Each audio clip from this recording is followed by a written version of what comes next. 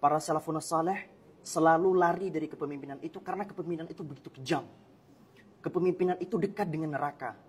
3 orang di dalam hadis riwayat Tirmidzi, yang pertama kali masuk neraka adalah pemimpin yang menyelewengkan kepemimpinannya. 2 detik Abah menyelewengkan kepemimpinan Abah. 1 detik setelah kematian Abah sampai hari kiamat nanti, Abah tidak akan pernah tenang. Assalamualaikum warahmatullahi wabarakatuh, Abah. Waalaikumsalam warahmatullahi wabarakatuh. Jadi mungkin ini konten sedikit berbeda dengan yang lain. Yang lain biasanya ajakan dan sebagainya. Tapi kali ini ada sedikit pesan yang sering kali kami sampaikan kepada teman-teman saya yang nyalek. Apa tuh? Terlepas dari apapun surveinya, Abah harus ingat sama firman Allah Subhanahu wa taala, "Tu'til mulka man tasha wa tanzi'ul mulka mimman tasha." Allah yang bisa mengangkat sesiapapun yang Allah inginkan, dan Allah juga bisa menurunkan sesiapapun yang Allah inginkan. Jadi apapun yang terjadi terserah Allah ujung-ujungnya. Dan siapa tahu harapan kami bahwa apabila nanti Abah memimpin, kami berharap bahwa Abah nanti bisa punya mentalitas layaknya Sayyidina Umar ibn Abdul Aziz. Beliau pernah berkata bahwa andai kata ada kambing yang mati sia-sia di pinggiran sungai Efrat, niscaya itu merupakan bagian dari tanggung jawabku. Ya, dan perlu Abah ingat, maaf Abah kalau ini kesannya agak sedikit terkesan menggurui, tapi perlu kami ingatkan banget. Andai kata nanti Abah menjadi pemimpin negeri ini, kemudian ada sedetik atau 2 detik Abah menyelewengkan kepemimpinan Abah, 1 detik setelah kematian Abah sampai hari kiamat nanti, Abah tidak akan pernah tenang.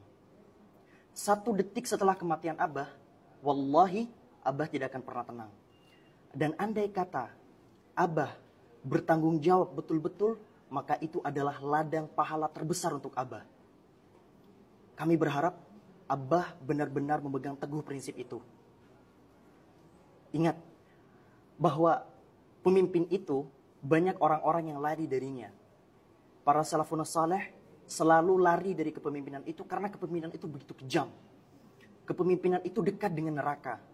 3 orang di dalam hadis riwayat Tirmidzi, yang pertama kali masuk neraka adalah pemimpin yang menyelewengkan kepemimpinannya. Maka kami berharap, Abah, kami datang dengan penuh harapan. Kami datang tanpa bayaran.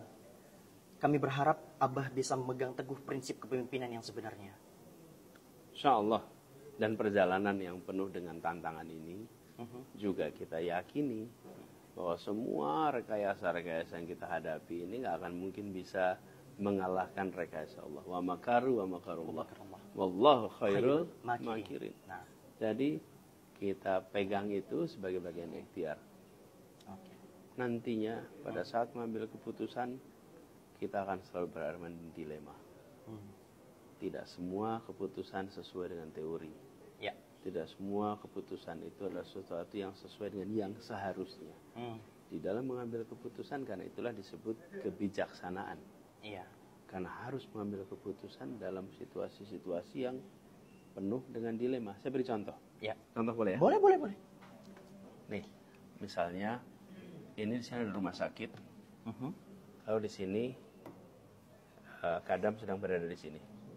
Jalan di sini satu arah Kadam. Dari sini ke sini arahnya jalan. Kadam sedang berada di sini. Pas Kadam di sini ada kecelakaan di sini. Tabrakan keras. Korbannya jatuh. Lalu Kadam lihat kondisinya berat. Harus dibawa ke rumah sakit. Ya. Lalu ada dilema. Kalau mengikuti aturan lalu lintas, maka harus berputar dulu nih, muter untuk ke rumah sakit. Mungkin bisa 30 menit baru sampai. Benar. Kondisinya kritis, berat. Tapi kalau dibawa langsung sih berarti harus melanggar lalu lintas. Ya. Nah, di situ namanya judgment. Ya. Nah, nanti akan ada orang yang bilang salah, nggak boleh melanggar lalu lintas. Itu prinsip, nggak boleh.